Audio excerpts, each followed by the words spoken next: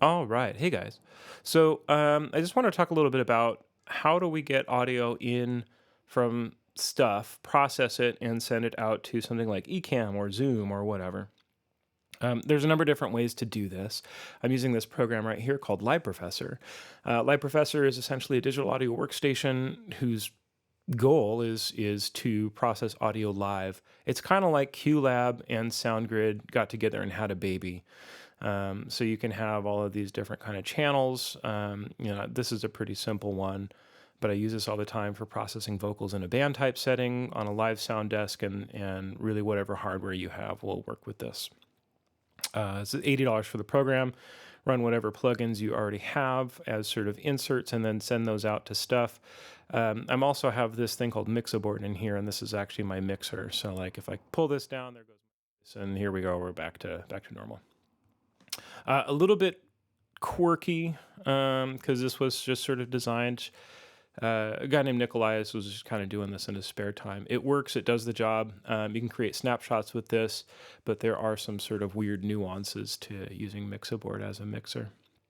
You can kind of do all this stuff here natively, like, I have input gain, output gain, kind of send things to and from stuff, otherwise directly to my program output. So I have a program output channel here that's receiving and then sending out to my main broadcast output. But we'll talk about that in a second. So the challenge is, how do I take audio from multiple sources? So say you have a Yeti microphone and maybe program feed and maybe a second program that's running the background. So maybe system playback, you got iTunes running or something, and then you have, I call this Ableton because that's what I was using, but maybe ProPresenter is another thing, and so on and so forth, right? You can create these sort of discrete audio paths, which you can then use a mixer or digital audio workstation to send back out over sort of this master bus. Again, master bus. I'm using this thing called iShowU, which is a 2-channel bus, to send to eCamm. But how do we take all of that stuff, all the different inputs and outputs, and mash them together so that we can route, inputs from one piece of hardware to outputs on another piece of hardware, and so on and so forth? Well, to do this, and this is assuming you're in a Macintosh environment. And I'm not familiar with how to do this on Windows because I never operate in a Windows environment these days. But on Macintosh, if you go into your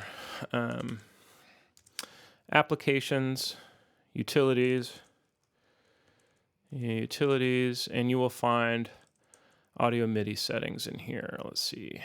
Audio MIDI setup here. I've created a shortcut on my little toolbar here because I find it is a useful thing to be able to get to in a hurry. You can also use your little shortcut there, your command shortcut, whatever they call that. So when it pops up, you may be looking at this window here. This is your MIDI inputs and outputs. I have some various devices, and I'm not going to get too much into MIDI right now. But what we really care about is audio devices. And if this isn't showing up, you can come up here to Window and hide or show audio MIDI devices. Command 1 does the same thing.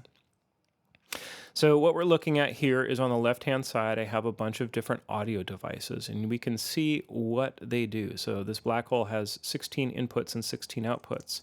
Here's my microphone on my MacBook. Here's my speakers on my MacBook. Here is a webcam, an NDI webcam driver, which sends audio from my phone to the device. Here's this sort of virtual thing that this other Sound Desk program installed. Here's an aggregate that Pro Tools creates by default. So you don't care about half of this stuff. Here's this iShowU audio capture. So here's our loopback bus. And the two things that I have actually installed that I think that you will find useful are going to be this iShowU audio capture and then the black hole 16 channel. I like having these both because they show up as discrete sources in dumb programs like Zoom, Skype, ProPresenter, etc. Where unlike in a digital audio workstation, I can't tell it, I want Let's find something here. I want this to come in from any one of these things and then send out to any one of the other things. Many programs are just stupid and they will only send out to a default device, input and output, or excuse me, default device output. And so it's helpful, I've found, when you're doing playback from multiple sources to have this in addition to this, so that iShowU can be just a master bus going out to broadcast, and Black Hole can be this sort of additional pathway in between programs. And it just helps me to keep those things separate in my mind and avoid a feedback loop. So we have all these different devices. How do we make them work together? Well, that's where we need to create an aggregate device. And you'll see this, I have this thing called a master aggregate. We've got 78 inputs and 82 outputs. There's a lot of stuff going on here. In your case, whatever audio interface hardware device you are using will also show up in this list. In my case, I have this Focusrite Thunderbolt. This is a Focusrite Red 4 Thunderbolt audio interface. So Dante IO, all kinds of great stuff. You don't need anything fancy, but I would, whatever your audio interface is, let's just make a note of that, because that's going to be important for when we talk about clock source. And that's going to be important for making sure that you don't have pops or clicks or any weirdness in your audio stream. You got to make sure you have a nice stable clock source. So master aggregate, what is it? How do we use it? How do we make one? Basically, all this is a smattering of devices that can be used as an input or output source. So we've got a bunch of inputs and we got a bunch of outputs for all kinds of stuff. And here's how we make one. So in this audio MIDI setup, you can click this little plus, and you can create an aggregate device. There's also this multi-output device. We can talk about that in a different context, but we will not be using multi-output for this particular demonstration. It is useful, just not for what we're doing here. And you can see that I have one created here. So master aggregate, let's make a new one. And I'm going to call this demo aggregate. Demo aggregate. So now we have this blank thing, and we have this list of devices that we can use with this thing. So I'm going to select Black Hole. I want to be able to use my iShowU audio capture. I want to be able to use my Focusrite Thunderbolt. And I don't know, for some reason I want to be able to use my Samsung TV. It's just a couple of additional outputs. So now you can see when I check these boxes, they all show up kind of here as inputs and outputs. And you see have these, right here was the sub-devices. We have these sort of different things that we've added. So we have iShowU, Black Hole 16 channel, Focusrite Thunderbolt, Samsung. That's my big screen TV that I've got plugged in here. And we can rearrange these. So say, for instance, and this is just for my brain, I'm going to make this easy. I'm going to put iShowU audio capture as the first thing, Black Hole is the second thing, and then my audio interface is the third thing. So now in this aggregate device, we can see input channels 1 and 2 are going to be the iShowU audio capture. The next 16, so that's going to be 3 through 18, are going to be this Black Hole 16 channel. And then my Thunderbolt has a lot of channels, and so that's going to be, you know, like 19 through almost 80 here, 78. And then on the output side, so these are input channels. Here's our outputs. On the output side, now we have iShowU, the same thing here. So iShowU, Black Hole, Thunderbolt, and then you can see my Samsung got added here as well. Next, what we need to make sure that we do is we set our clock source to something that is going to be absolutely stable.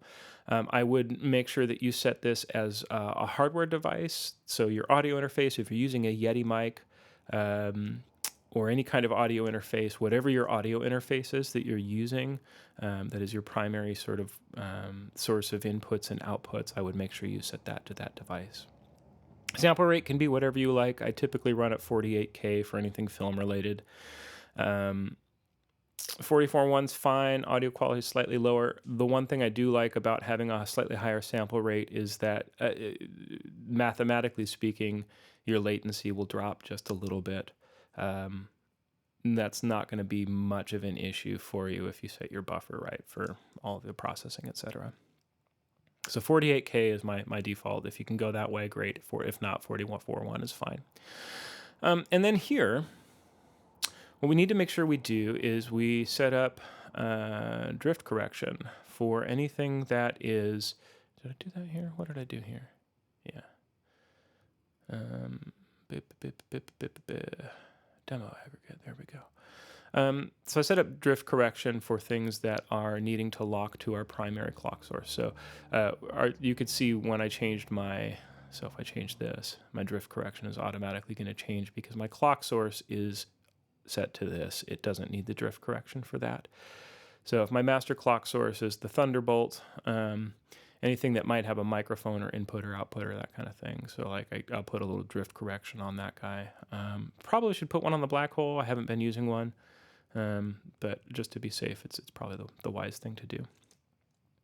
So there's that.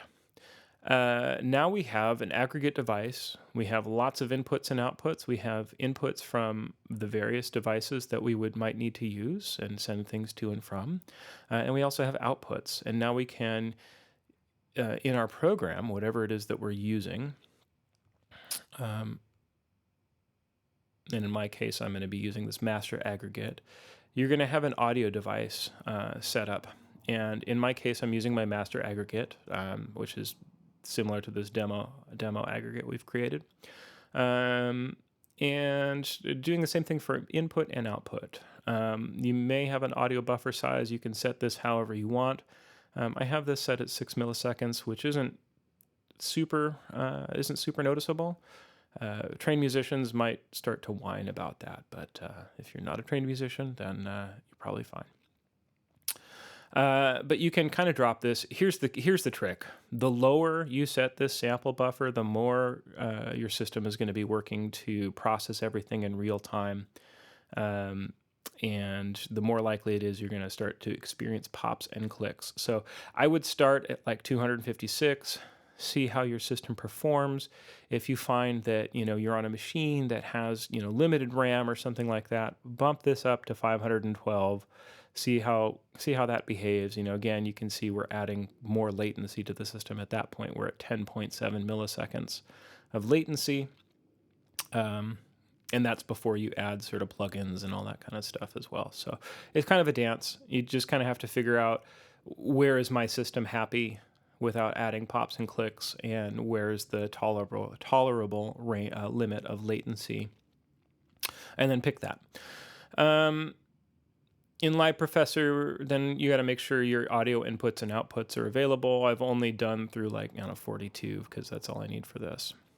And you can see I have nice labels for everything. In fact, while I'm thinking about it, if we go back here to my audio MIDI setup, what's really cool is that you can actually, if you double click one of these guys, I can name it, or hit this little plus thingy one, actually, iShowU in one. And then that will actually show up labeled that way in whatever program you're using. So I would strongly encourage you to go through and just label what each one of these things are, as you can see that I have done here.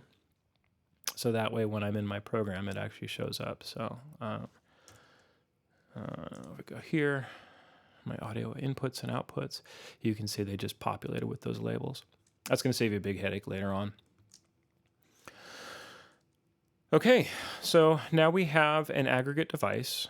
We have inputs and outputs from various hardware things. And now I'm going to need to create pathways.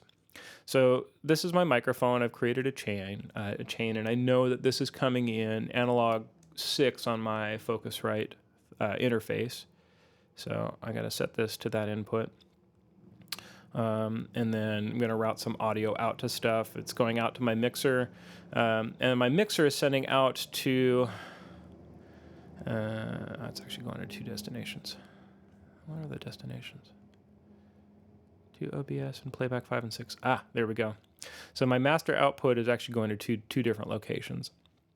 One is going to program, and one is going to my monitor feed, and that's going to be playback 5 and 6. And then on my hardware, I've got some routing set up. I'm also going to show you this in this other program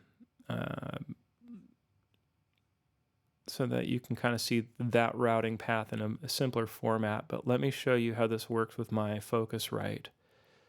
So it's going to sit here and think about stuff for a second. It's going to be unhappy. There we go. So custom mixes.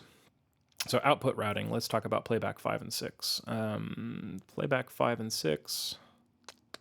There we go, custom mixes. So right now I am on headphone 1. So if we come here, we can see that playback 5 and 6 is unmuted, and this is going to my headphones. What's really nice about this capacity here is that I can kind of select all kinds of different stuff to send to my headphones using this mixer that is sort of hardware based with my Focusrite interface. Your audio interface may or may not have this capacity, so you'll kind of need to think about how am I routing my headphone feed that is separate from my mains feed. This could just be as simple as on my mixer output or whatever it is you're sending. My two destinations are, instead of 5 and 6, it'd be like, program and then headphone. So that's Live Professor. So now we have audio that's coming in from a source to a destination. Our destination is iShowU 1 and 2. So now if I were to go into eCamm, let's pull up eCamm. See my ugly mug. Sure, fine, whatever. Hey, there I am. Not right now. Remind me later. Okay, cool. So I'm actually gonna, let's kill that. But now we can see if I set up an audio device and set this thing to iShowU audio capture, we are going to see that I have levels.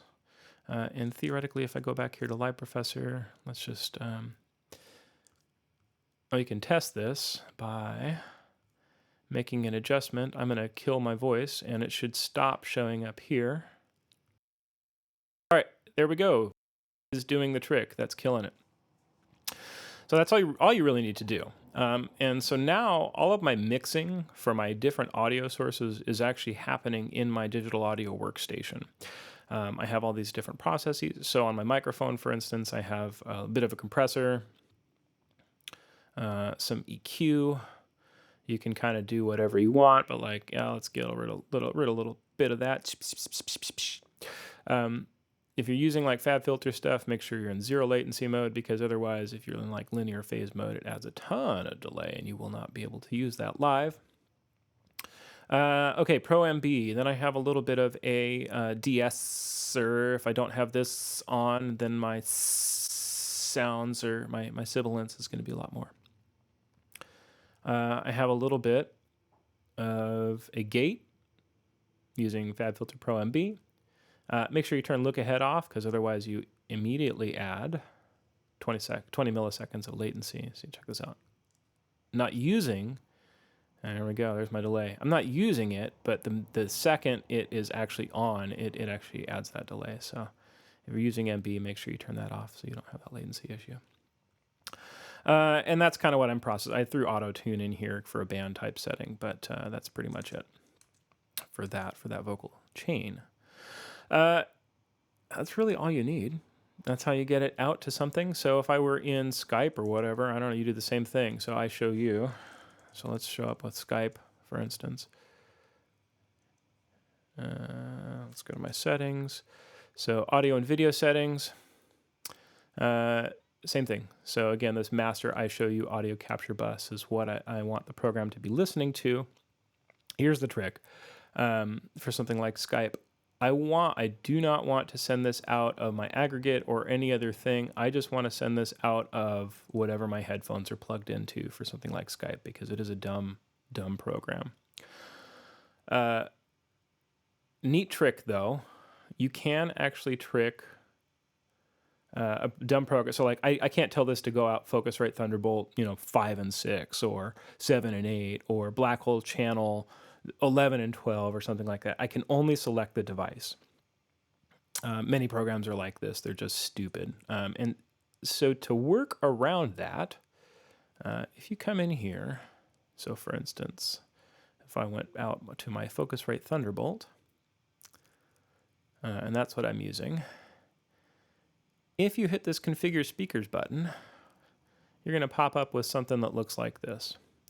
And depending on your version of OS, this is Catalina, so it looks a little bit different. On the older versions, you'll see a little top-down view of like a head and a couple of speakers.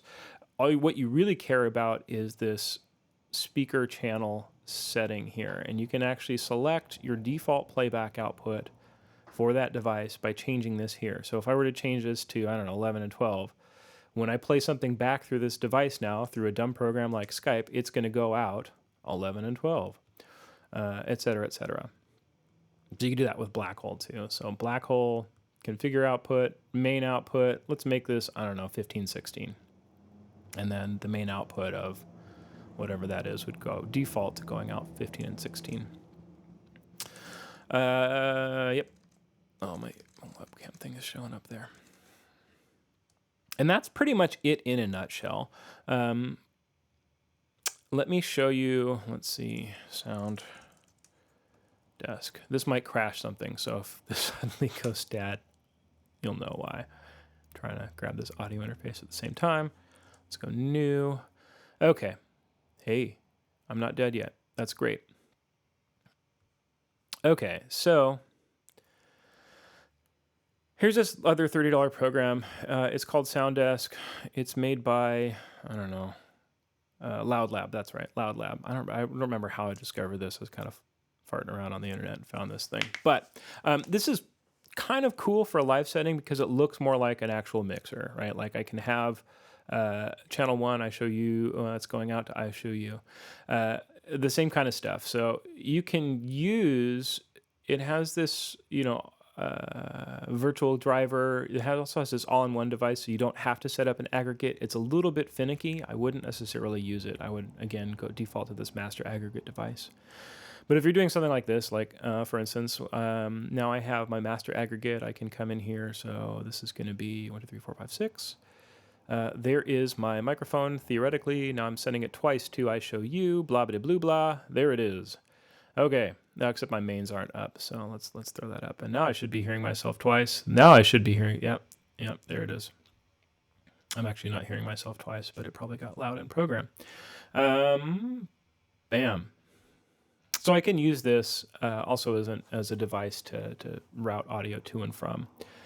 You kind of are going to need a headphone feed. Let's see. So I'm not going to get too much into this. I'll show this in another video, but this is another device that you could use. Again, coming in from particular whatever devices and then sending out to this master bus that eCamm is then looking to using the iShowU, whatever. I hope this has been helpful. Feel free to reach out if you have any questions or concerns. This should take care of the basic routing to and from programs to get to your eCamm stuff.